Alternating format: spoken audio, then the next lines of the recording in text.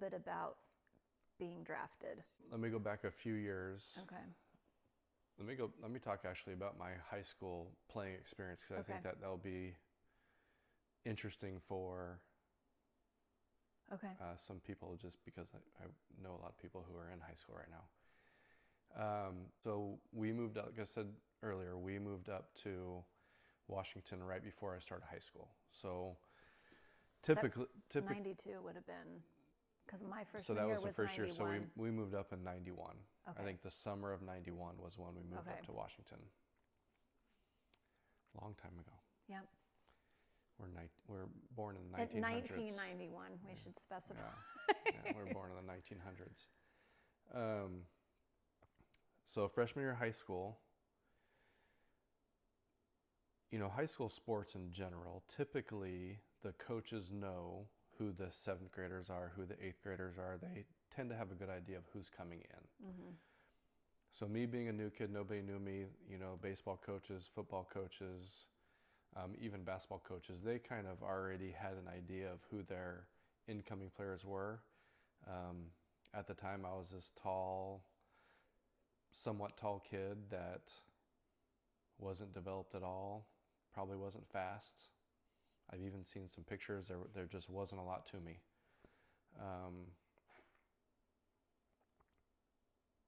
Football, I don't believe there was any cuts in football, so I made the team. I think I was on one of the freshman teams. They had freshman football. Didn't get any playing time. In California where I grew up, I was in the area we were at. I was one of the main quarterbacks, and from what I recall, I was decent. But moving up there, nobody knew who I was, so they had their guys ready, and that's fine. So that was kind of the writing on the wall for me. That was my last year playing football, was my freshman year of high school. Tried out for basketball, got cut. For freshman year? Yep, last year playing basketball. Why do you laugh? It's just funny. It is funny, looking back on it. And then baseball rolls around, because baseball is a spring sport. Baseball rolls around, and I am on the freshman team, and kind of a similar situation. I wasn't getting really any playing time. Do you remember who the coach of the freshman team was that year? Yep, Ken Smith. Okay. Smitty. Yeah. Wasn't really getting playing time. My parents convinced me to ask the coach for a meeting and go in and just kind of plead my case, that I feel that I could help the team. Were you complaining about not getting playing time? No, my parents didn't raise me that way. Right. And, to be honest, up until that point, I was, fortunate. I was always a Little League All-Star. I always, every sport I played, I was given opportunity just because I was a decent athlete. So do you remember what prompted them to convince you to go in? I think just because they saw that I wasn't getting a kind of a chance, Okay. And again, we're new to the area. Nobody knows us. Yeah. Looking back on it, what a great lesson, that my parents taught me to just go and advocate for myself a little bit. Just communicate. Yep. And I still hear from Smitty every once in a while now. But anyways, after that meeting, I don't remember exactly how it went, but I ended up, I guess, doing okay my freshman year. Sophomore year, I finished the season with the varsity team as a sophomore. One of my... Meaning you started the season on JV? On JV, okay. Yep, and then finished on varsity for just a little bit. One of my fondest, in air quote, memories was I had one hit. Mm-hmm. Well, it was supposed to be a hit. I missed first base on a double. And and they ended up, I think, doing something, tagging first, and I was called out. But Coach Daniels was not very happy about that. Of course, later down the line, we would joke about it. Right. Junior year of high school, I think that was the year for me when I finally started to realize that like there's something here. Like baseball, I guess I'm pretty good at it. I ended up, I think it was that year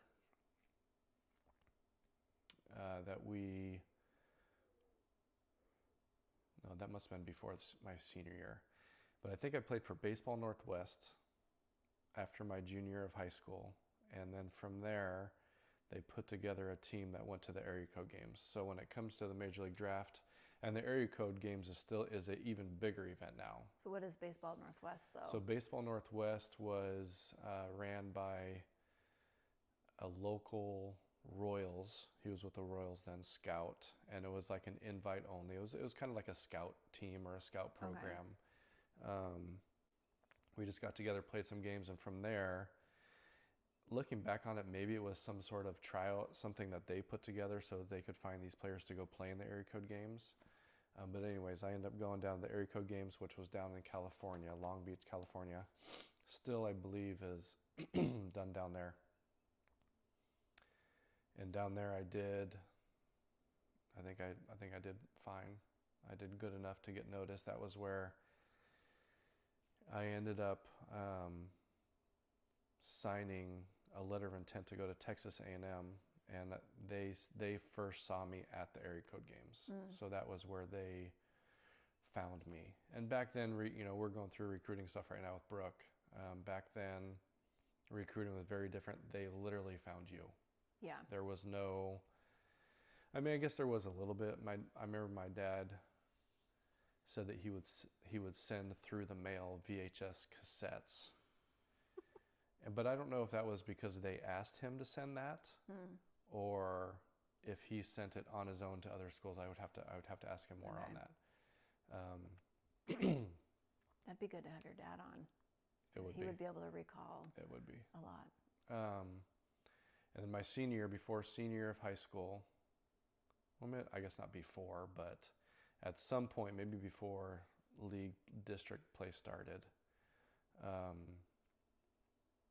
our high school team went back down to California and played in a big high school like preseason tournament. And I remember pitching in a game there, and there was a player on the other team also. His name was Bobby Hill, who's now, coincidentally, Bobby and I end up both being drafted by the Cubs. So we actually played together later in our career. But at this game, he was on the opposing team, and I remember being up there pitching, and there was like 40 or 50 scouts back behind the backstop, and there was all these radar guns popping up. And they were there for him? I think they were there for both of us. Oh. Yeah. Obviously the radar guns were for me because Bobby was a position guy. Okay. But that was a condensed version of my high school career. And then the Cubs ended up drafting me in June of '96 in the 4th round. And then I signed, I wasn't much of a student. I was not a fan of school at all, which I know most young boys aren't.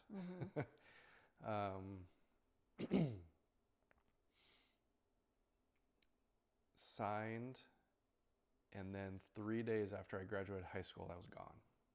So when, in relation to like just on the timeline, when did you sign with them? Graduation is in June, mid-June up there.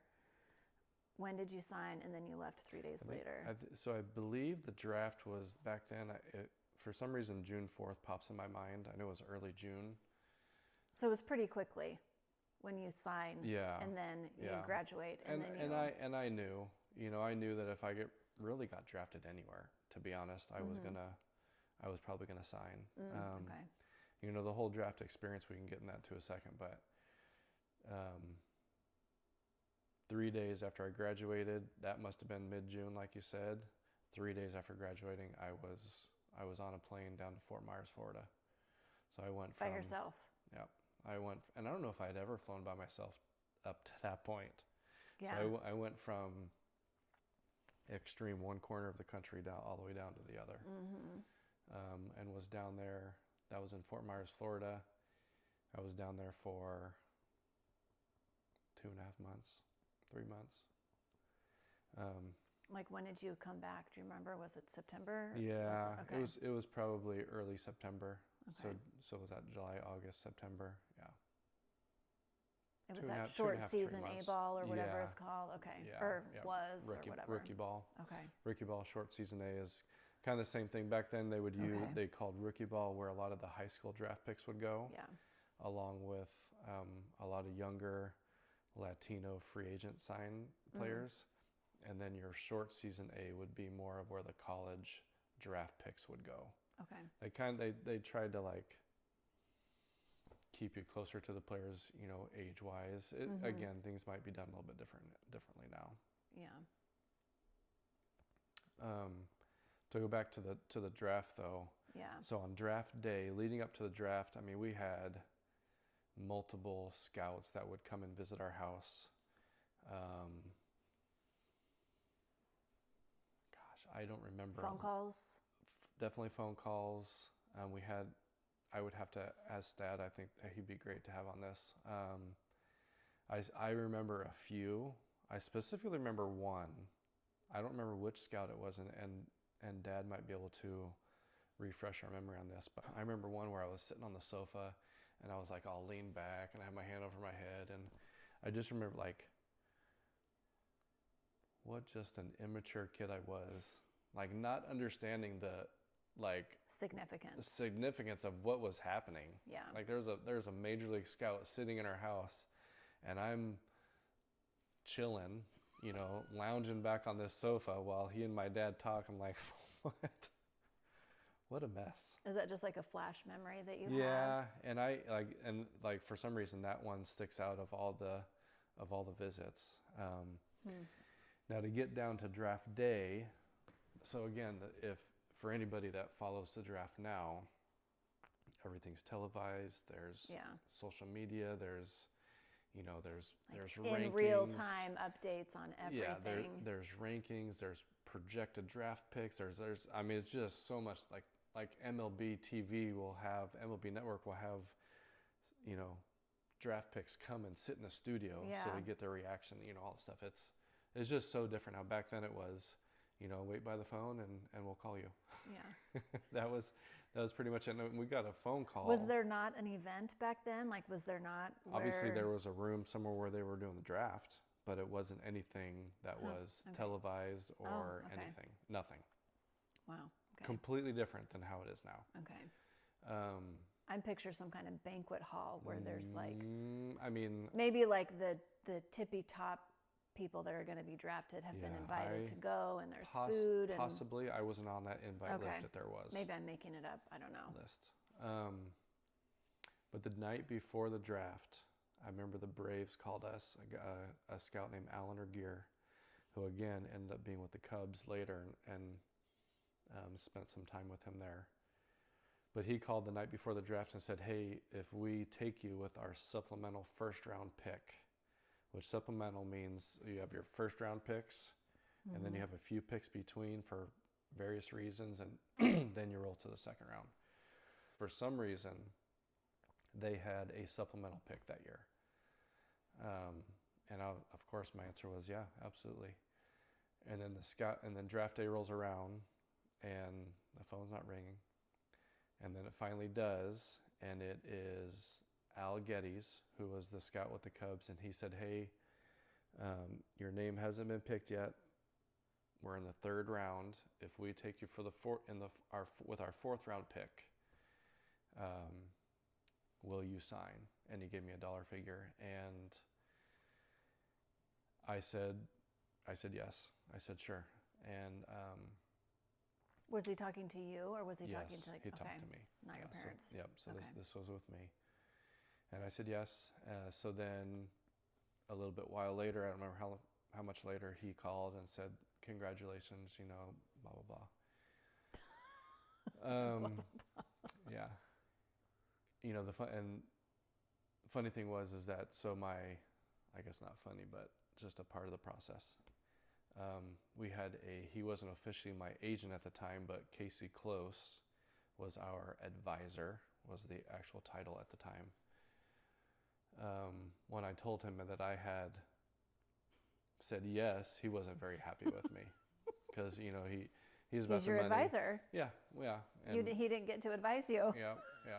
And I don't think that it was because he was going to get a cut. I don't even think that he would get a cut until it was over a certain number. But that's probably how it should have gone. Yeah, You get the call, you call him, and then he call. Like, there's probably a way. Yeah. And it didn't happen that way. Yeah.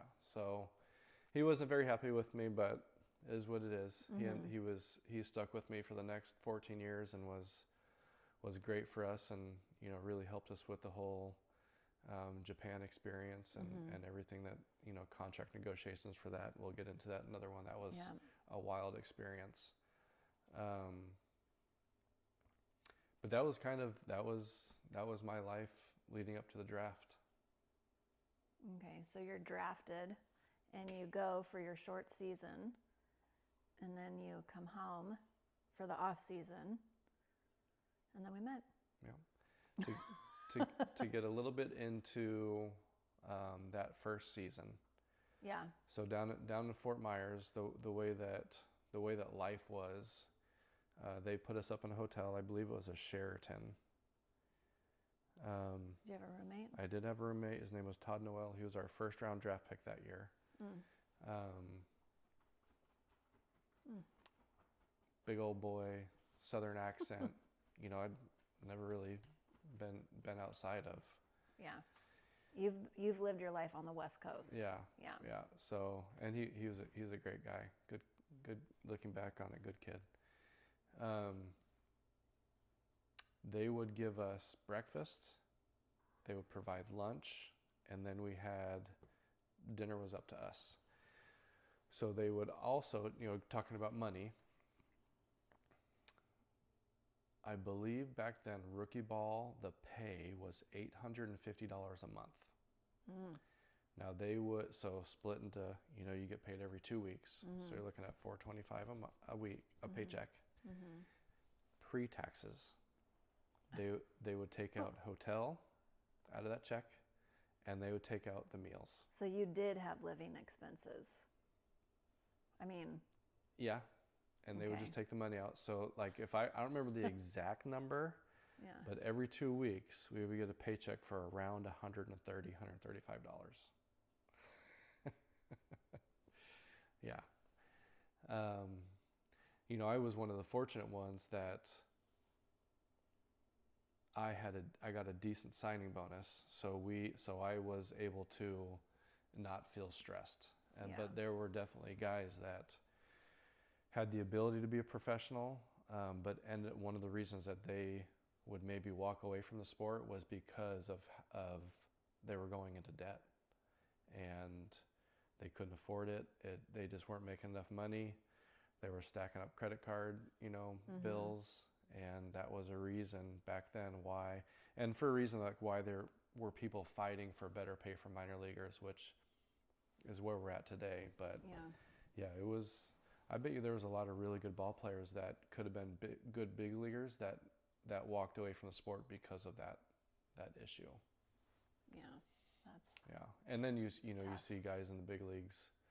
Obviously, they're making way more now, but even back then, you had guys in the late 90s and 2000s that were making a lot of money. Yeah. And that it was like I remember talking about a thing where like take just $1 million of what one of those guys is getting and spread it amongst all the minor leaguers, what that would do. But anyways, that's a different topic. But anyways, so like down there in Fort Myers, Florida, we would play on the minor league. So let me step back. So the Cubs at the time, their spring training wasn't actually in Mesa, but at that time when I was drafted, they were redoing Fitch Park. They were redoing the complex. So I think the Cubs probably leased some fields from the Red Sox. So we were actually there using Red Sox minor league fields and a clubhouse. So that, I think, and just happened to be that year I was drafted. I think that was the only year that rookie ball was in Fort Myers. Oh, funny. Yeah, I don't think you ever knew that. Well, probably not because I wasn't around then. Yeah, so I don't think we've ever talked about it. So rookie ball back then, and it's probably still the same now. You travel around to different ballparks and play against other minor leaguers, and you're on the backfields, and it's Fort Myers, and it's hot, and it's sticky, and there's no fans, no fans in the not blowing fan. Right, spectators. So there's no spectators. So you're just grinding it out, playing some baseball, and it's one of my best memories of that year, and I carry it with me to this day. Oh. My first manager was a guy named Sandy Alomar Sr. So he had two sons that actually played in the big leagues.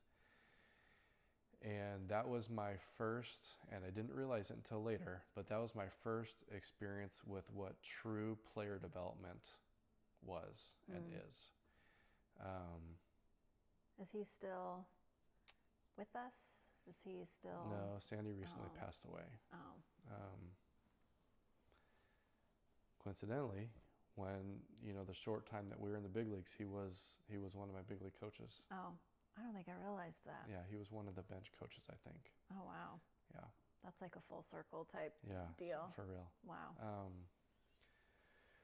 So Sandy, and I don't know the true answer to this question. I don't know if that's just how Sandy did things, or if the Cubs instructed him to do it this way.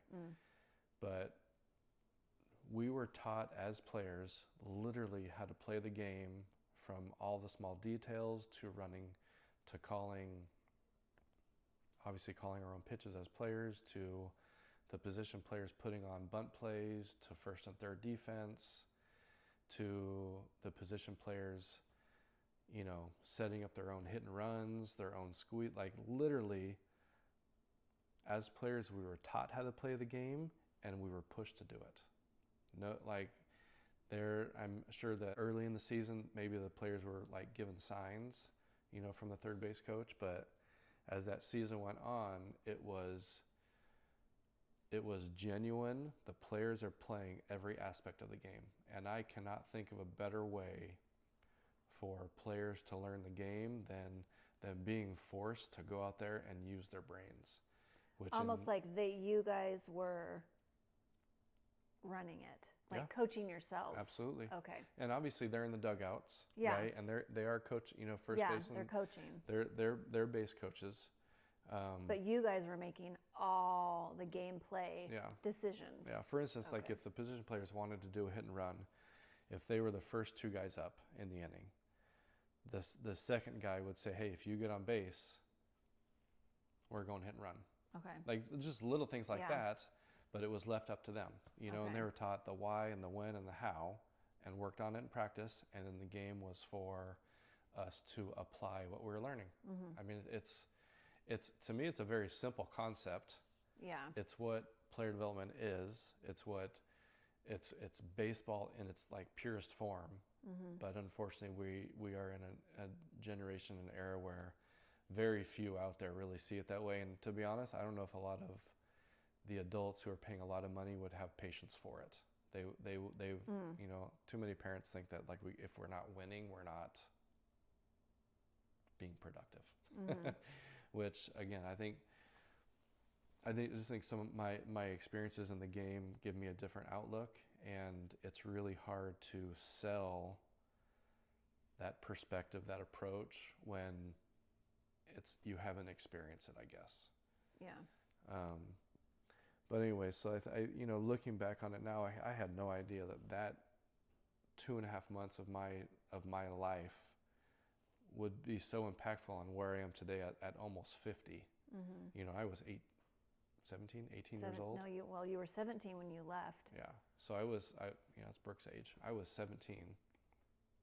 Had no idea that was such a valuable piece in my past in the game. Do you remember how you felt when you were there doing it, like at work? Like, were you excited to be there? Were you just following instructions and giving your best effort and just like trying to, earn your keep basically? Or like, do you remember emotionally how you were like at 17 leaving home for the first time and not like going across the country, not knowing any one person you're going to be around, rooming in a hotel room with a complete stranger? Like, do you recall being anxious? Were you just so excited about what was happening? Were you even receiving like what was happening? I mean, obviously, at the time? if I remember that, obviously was retaining some of it. Yeah. I remember going through a little phase where I was homesick. Like, was that at the beginning? Yeah, and I don't know how long that lasted. We were busy all the time. Like, we would leave early in the morning to go to the field. We would have afternoon games. Like, we wouldn't get back to the hotel till, probably 4-ish o'clock in the afternoon. So it was like a typical work day. Yeah. Okay. Yeah. So like, and then I have a roommate. So like, we're constantly with somebody. It's not like we're sitting in a hotel room alone, simmering in our thoughts. So you and your roommate would probably go out to dinner. Sure. Multiple guys. Okay. Multiple of us, and I remember there being like a little deli close by. We didn't have cars, so it was pretty much whatever was in walking distance we would walk to. No Uber. No Uber. I mean, you could call a cab, but who wants to spend your meal money on a cab? Yeah, I don't even remember us going out a lot, to be honest, to eat. Well, in a hotel, you're not cooking your own food, so you certainly were buying. No, I mean, like I don't remember where we would go. Oh, okay. I don't remember. Obviously, we did, but I just remember having a Italian sandwich that had all these different meats on it that I had never had anything like that before. That's not how I grew up, but I remember being so delicious. Well, didn't you have your very first orange ever in your life in Florida? Yep. So that was the first time, and in Florida. Was it at the field probably? Because it was with the. They would bring around boxes of these oranges, and that was the first time I literally ever had an orange. Even growing up in California, you didn't eat an orange ever that you can remember. I had a dad in the house who didn't eat fruits or vegetables. I'm gonna have to ask your mom if she bought fruit. I don't remember. And I remember they're Florida oranges. They were so good. Of course, yeah. Yeah. But anyways, so my pitching coach was Rick Torontarud. That's the thing about pro ball is that, especially back then, it's a little bit different now. There's a lot of analytical guys around, but back then, all of your coaches were former big leaguers. Mm-hmm. So the perspective that those guys would give, I later learned going throughout my career that there were some guys that had great careers who were great coaches, and there were some guys who had great careers that were not good coaches. Mm-hmm. So it's a myth to think that just because someone played in college or professional or in the big leagues to think that means they're going to be a good coach. Teaching is a gift.